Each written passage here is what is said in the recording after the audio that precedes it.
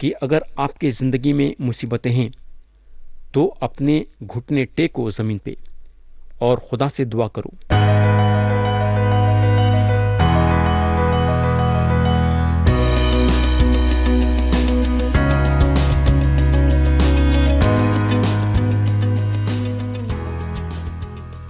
یسوع مسیح کے نام سے السلام علیکم پیارے بھائی اور بہن، اب ہم کلام میں آگے بڑھیں گے اور آپ لوگوں کو یاد ہوگا کہ گئے وقت ہم زبور کی کتاب باب 80 اور اس کی آیت 6 سے غور کرنا شروع کرے تھے، اور ہم زبور کی کتاب باب 82 تک غور کریں۔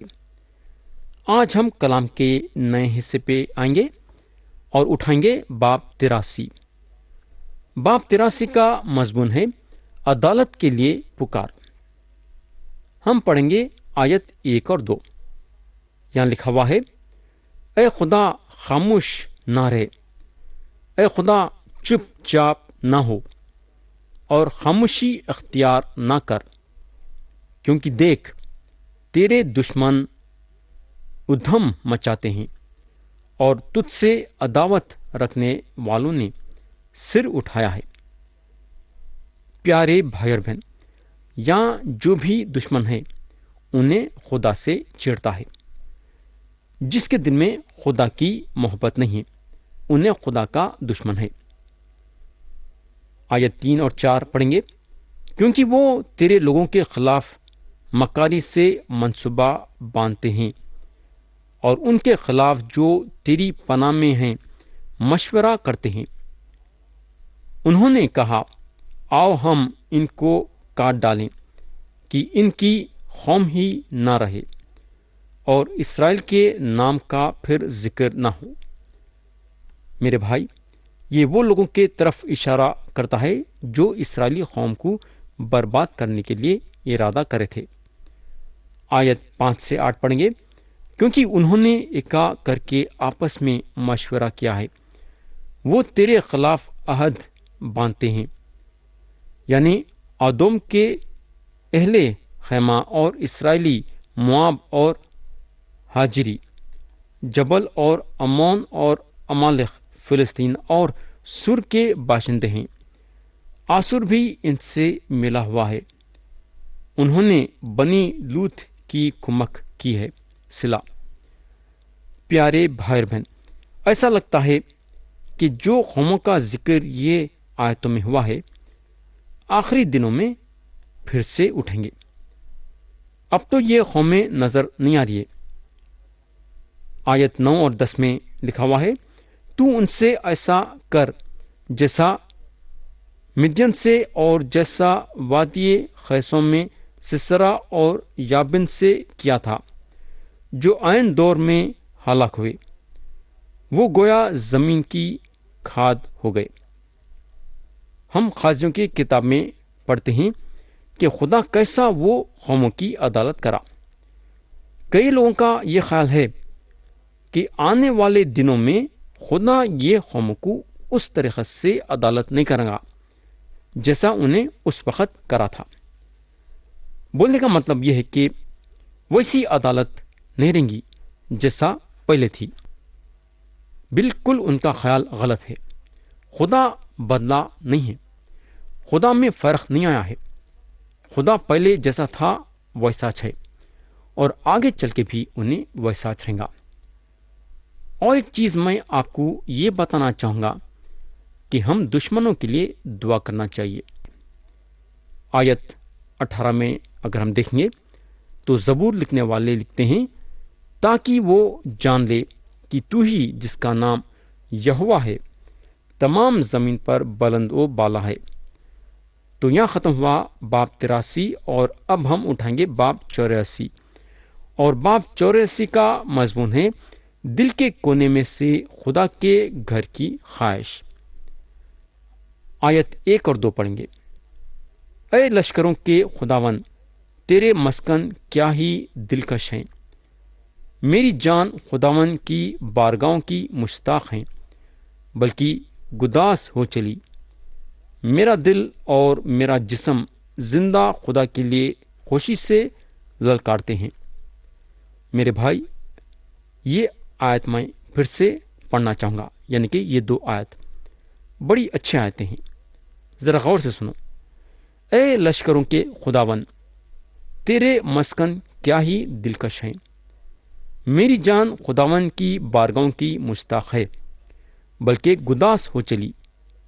میرا دل اور میرا جسم زندہ خدا کے لیے خوشی سے للکارتے ہیں۔ پیارے بھائی اور بہن، کیا اس طریقے سے آپ کا دل پکارتا ہے؟ کیا آپ خدا کے لوگوں کے ساتھ ملنے کی اپنے دل میں خواہش رکھتے ہیں کیا؟ آج اگر ہم دیکھیں گے تو کلیسیاؤں میں ہماری ملاقات ویسے لوگوں سے نہیں ہو رہی ہے جو اپنے دل میں خدا کا خوف رکھتے ہیں۔ آپ وہ کلیسیا میں شامل ہونا چاہیے جو کلیسیا میں آپ یسوع مسیح کی محبت دیکھتے ہیں، جہاں لوگ مسیح کے کلام کو سننے کے ساتھ ساتھ مسیح کے کلام پہ عمل بھی کرتے ہیں۔ آیت 3 پڑھیں گے۔ اے لشکروں کے خداون، اے میرے بادشاہ اور میرے خدا، تیرے مذبحوں کے پاس گوریا نے اپنا آشیانہ اور ابابل نے اپنے لیے گھونسلہ بنا لیا جہاں وہ اپنے بچوں کو رکھے۔ پیارے بھائی بہن، میرا جہاں تک خیال ہے زبور لکھنے والے ضرور یہ دیکھے ہوں گے کہ گوریا اپنا آشیانہ اور ابابل اپنا گھونسلہ خدا کے مذبح کے پاس بنا ہوئے تھے، اور انہوں بھی اس طرح سے سوچنے کو لگے کہ انہوں بھی خدا کے اتنا قریب رہتے تھے تو کتنا اچھا رہتا تھا۔ اب ہم زبور کی کتاب باب 84 اور اس کی آیت 9 پڑھیں گے۔ اے خدا، اے ہماری سپر دیکھ اور اپنے منسوخ کے چہرے پر نظر کر۔ اور زبور لکھنے والے آیت 10 میں ایک زبردست بات بولتے ہیں۔ انہوں یہاں لکھتے ہیں، کیونکہ تیری بارگاہوں میں ایک دن 1000 سے بہتر ہے، میں اپنے خدا کے گھر کا دربان ہونا شرارت کے خیموں میں بسنے سے زیادہ پسند کروں گا۔ تو یہاں اگر ہم دیکھیں گے تو زبور لکھنے والے یہاں اپنی خواہش ظاہر کرتے ہیں کہ انہوں ہمیشہ خدا کے گھر میں رہنا چاہیں گے۔ ہم زیادہ سے زیادہ خدا کے قدموں پر بیٹھنا چاہیے، اس سے دعا کرتے ہوئے، اس کا کلام پڑھتے ہوئے، اس کی عبادت کرتے ہوئے۔ ہم کتنی دعا کریں، کتنا کلام پڑھ رہے ہیں، کتنا اس کی عبادت کر رہے ہیں۔ میرے بھائی، ہم اپنے اپنے دلوں کو جانچنا ہے۔ تو یہاں میں باب 84 کو ختم کرنا چاہوں گا، اور اب ہم اٹھائیں گے باب 85، اور 85 کا مضمون ہے آنے والے دنوں میں اسرائیلیوں کی بحالی۔ ہم پڑھیں گے آیت 1۔ اے خداون، تو اپنے ملک پر مہربان رہا ہے، تو یعقوب کو آسری سے واپس لایا ہے۔ تو جب یہاں یہ لکھا ہوا ہے کہ تو یعقوب کو آسری سے واپس لایا ہے، تو تھوڑے لوگ یہ خیال کرتے ہیں کہ خدا سارے کے سارے یہودیوں کو واپس زمین پہ لایا جو یہودیوں کو بابل کے لوگ پکڑ لے کے چلے گئے تھے، مگر ایسی بات نہیں ہے۔ کئی یہودیاں بابل میں ٹک گئے اور صرف تھوڑے یہودیاں واپس اپنے زمین پہ آئے۔ لوگوں کا یہ خیال ہے کہ شاید 60,000 یہودیاں اپنے زمین پہ واپس آئے، مگر ایک دن ضرور آئیں گا کہ سارے کے سارے یہودیاں اپنے زمین پہ واپس آئیں گے۔ ہم پڑھیں گے آیت 2۔ تو نے اپنے لوگوں کی بدکاری معاف کر دی ہے، تو نے ان کے سب گناہ ڈھانک دیے ہیں۔ صلا۔ پیارے بھائی اور بہن، خدا وہ خدا ہے جو ہمارے گناہوں کو معاف کرتا ہے۔ اگر ہم اپنے آپ کو چھوٹا کر کے خدا کے سامنے آ کے خدا سے معافی مانگیں گے تو خدا ہم کو معاف کرے گا، کیونکہ ہمارا خدا وہ خدا ہے جو معاف کرنے والا خدا ہے۔ لیکن ہمارا کام یہ ہے کہ ہم اپنے آپ کو چھوٹا کرنا۔ آیت 3 پڑھیں گے۔ تو نے اپنا غضب بالکل اٹھا لیا، تو اپنے قہر شدید سے باز آیا ہے۔ پیارے بھائی اور بہن، ایک وقت آئے گا جہاں اسرائیلیوں کی عدالت ہوگی، تو سب سے خراب وقت اسرائیلیوں کے لیے اور ساری دنیا کے لیے آنے والا ہے، جہاں مصیبتیں رہیں گی۔ آیت 4 اور 5 پڑھیں گے۔ اے ہمارے نجات دینے والے خدا، ہم کو بحال کر، اپنا غضب ہم سے دور کر۔ کیا تو سدا ہم سے ناراض رہے گا؟ کیا تو اپنے خیر کو پشت در پشت جاری رکھے گا؟ میرے بھائی اور بہن، وہ دن آئیں گا جہاں یہ لوگوں کو آرام مل جائے گا۔ خدا جو ہے آ کے ان لوگوں کے آنسواں دھو دے گا اور پوچھ دے گا۔ آیت 6 پڑھیں گے۔ کیا تو ہم کو پھر زندہ نہ کرے گا تاکہ تیرے لوگ تجھ میں شادمان ہوں؟ آج ہمارے کلیسیا میں بحالی کی ضرورت ہے۔ میرے بھائی، کلیسیا میں اگر گناہ بھرا ہوا ہے اور گناہ میں زندگی کلیسیا گزاریں گی تو آپ کیسا سوچ سکتے ہیں کہ کلیسیا میں خوشیاں رہیں گے؟ ایسا نہیں ہو سکتا۔ آیت 7 پڑھیں گے۔ اے خداوند، تو اپنی شفقت ہم کو دکھا اور اپنی نجات ہم کو بخش۔ میرے بھائی اور بہن، ہم کو معلوم ہونا چاہیے کہ خدا جو ہے گناہ سے چڑھتا ہے، اور جو گناہ کرتے ہیں ان کی عدالت کرنے کے لیے کبھی بھی پیچھے نہیں ہٹتا۔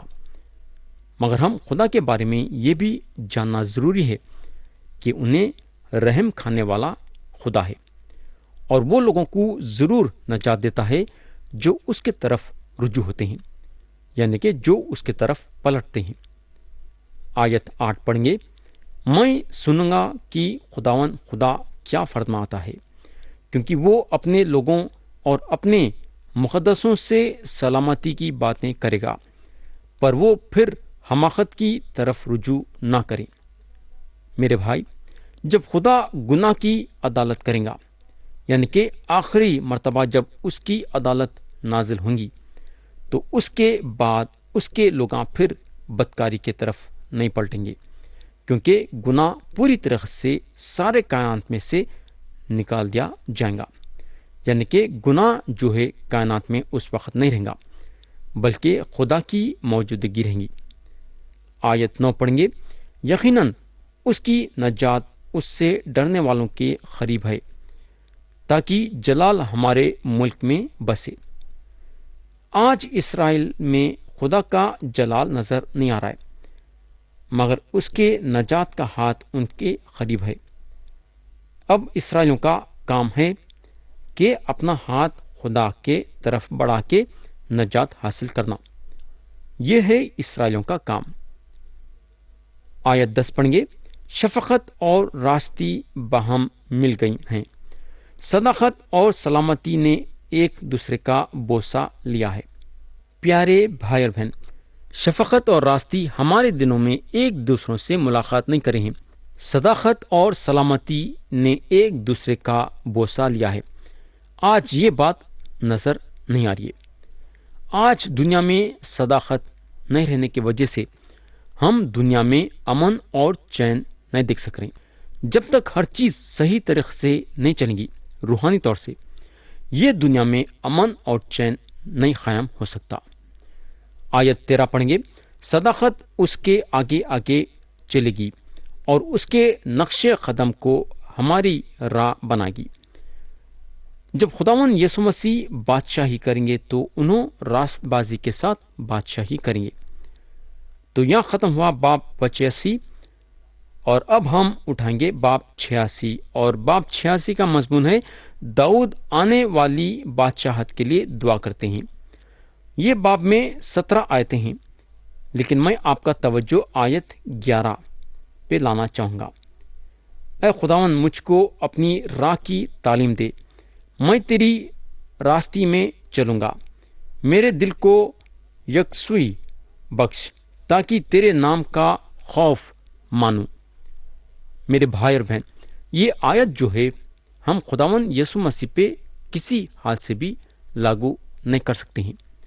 مسیح کو ایسی دعا کرنے کی ضرورت نہیں تھی، کیونکہ انہوں اپنے باپ کی مرضی کرنے کو یہ زمین پہ آئے، مگر یہ آیت آپ پہ اور میرے پہ لاگو ہوتی ہے۔ ہم کو خدا کے راہوں پہ چلنے کے لیے سیکھنا ہے۔ ہمارے دل میں خدا کا خوف پیدا کرنے کے لیے سیکھنا ضروری ہے۔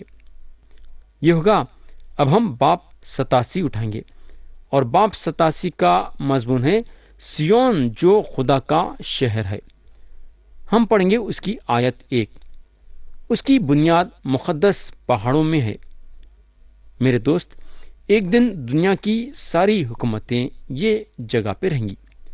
اب ہم زبور کی کتاب باب 87 اور اس کی آیت 2 اور 3 پڑھیں گے۔ خداوند سیون کے پھاٹکوں کو یعقوب کے سب مسکنوں سے زیادہ عزیز رکھتا ہے۔ اے خدا کے شہر، تیری بڑی بڑی خوبیاں بیان کی جاتی ہیں۔ صلہ۔ میرے بھائی، یہ خیالات ہم کو زبور کی کتاب باب 48 میں ملیں گے۔ اگر ہم آیت 1 اور 2 پڑھیں گے تو لکھا ہوا ہے، ہمارے خدا کے شہر میں اپنے کوہ مقدس پر خداوند بزرگ اور بے حد ستائش کے لائق ہے۔ شمال کی جانب کوہ سیون جو بڑے بادشاہ کا شہر ہے، وہ بلندی میں خوشنما اور تمام زمین کا فخر ہے۔ اب ہم پھر سے باب 87 پہ آئیں گے اور پڑھیں گے آیت 4۔ میں رہاب اور بابل کا یوں ذکر کروں گا کہ وہ میرے جننے والوں میں ہیں۔ فلسطین اور سور اور کوش کو دیکھو، یہ وہاں پیدا ہوا تھا۔ آیت 5 پڑھیں گے، بلکہ سیون کے بارے میں کہا جائے گا کہ فلان فلان آدمی اس میں پیدا ہوئے، اور حق تعالیٰ خود اس کو قیام بخشے گا۔ تو پیارے بھائی اور بہن، بادشاہوں کا بادشاہ یعنی کہ یسوع مسیح سیون کو زمین کی راجدھانی بنائیں گے۔ آیت 6 پڑھیں گے، خداوند قوموں کے شمار کے وقت درج کرے گا کہ یہ شخص وہاں پیدا ہوا تھا۔ صلہ۔ پیارے بھائی بہن، کئی لوگ وہ دن یسوع مسیح کی طرف رجوع ہوں گے، یہ جانتے ہوئے کہ ان لوگ جو ہیں مخالف مسیح کے ذریعے سے دھوکہ کھائے ہیں۔ آپ سوچ سکتے کہ یہ وقت کتنا اچھا اور زبردست رہے گا۔ تو یہاں ہم ختم کریں گے باب 87 کو اور اٹھائیں گے باب 88، اور 88 کا مضمون ہے مصیبتوں کے بیچ میں خدا پہ بھروسہ۔ ہم پڑھیں گے آیت 1۔ اے خداوند میرے نجات دینے والے خدا، میں نے رات دن تیرے حضور فریاد کی ہے۔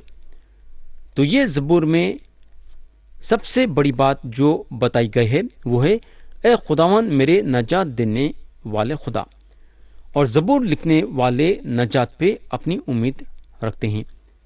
میرے بھائی اور بہن، یہ زبور مصیبتوں کے بارے میں بتاتا ہے، لیکن یہ مصیبتوں کو رکھتے ہوئے زبور لکھنے والے اپنا بھروسہ خدا پہ رکھتے ہیں، اور یہ بات ہر ایک کے زندگی میں بہت ہی ضروری ہے۔ میں آپ کا توجہ خاص طور سے آیت 9 پہ لانا چاہوں گا۔ یہاں لکھا ہوا ہے، میری آنکھ دکھ سے ڈھونڈلا چلی، اے خداوند میں نے ہر روز تجھ سے دعا کی ہے، میں نے اپنے ہاتھ تیری طرف پھیلائے ہیں۔ پہلی بات انہوں یہاں اپنے دکھ کے بارے میں ذکر کر رہے ہیں کہ انہوں اتنے دکھ سے بھر گئے ہیں کہ دکھ سے ان کے آنکھاں ڈھونڈلا گئی ہیں۔ اس کے بعد دوسری بات انہوں دعا کے بارے میں ذکر کریں، انہوں یہ ظاہر کرے ہیں کہ انہوں اپنے دکھوں کے بارے میں روز خدا سے دعا کرتے ہیں۔ زبور لکھنے والوں کی امید خدا پہ تھی، اور ان کو خدا پہ بھروسہ تھا کہ اگر کوئی ان کو مصیبت سے چھڑا سکتا بولے تو صرف خدا چھڑا سکتا ہے۔ میرے بھائی اور بہن، دکھ اور تکلیف ہمارے زندگی کا ایک حصہ ہے، مگر ہمارے میں کمزوری یہ ہے کہ ہم ہمارے دکھ اپنے طاقت سے دور کرنے کی کوشش کرتے ہیں۔ یہ ہماری جو ہے بہت ہی بڑی کمزوری ہے، مگر ہم کو معلوم ہونا چاہیے کہ ہم ہمارے دکھ ہمارے طاقت سے دور نہیں کر سکتے، یہ بالکل نہیں ہو سکتا، اور یہ جو ہے ناممکن کی بات ہے۔ ہم کو خدا کی طاقت کی ضرورت ہے، اور اگر ہم چاہتے ہیں کہ خدا کی طاقت ہماری زندگی میں استعمال ہونا، پھر خدا سے دعا کرنا پڑے گا۔ پیارے بھائی اور بہن، میں آپ کو یہ بولنا چاہوں گا کہ اگر آپ کے زندگی میں مصیبتیں ہیں تو اپنے گھٹنے ٹیکو زمین پہ اور خدا سے دعا کرو۔ اگر آپ خدا سے دعا کریں گے تو میں یقین کے ساتھ بولوں گا کہ خدا آپ کے دل میں بات پیدا کرے گا کہ آپ کو کیا کرنا ہے اور کیا نہیں کرنا ہے۔ اور جب خدا آپ کی رہبری کرے گا اور آپ خدا کے نیک ہدایت کے ساتھ چلیں گے تو آپ جو ہے مصیبتوں سے چھٹکارا پائیں گے۔ تو پیارے بھائی اور بہن، یاد رکھو کہ آپ کو دعا کرنا ہے۔ تو یہاں میں کلام کو ختم کرنا چاہوں گا یہ دعا کے ساتھ کہ خدا ہم سب کو آج کے کلام کے ذریعے سے برکت دے، یسوع مسیح کے نام سے آمین۔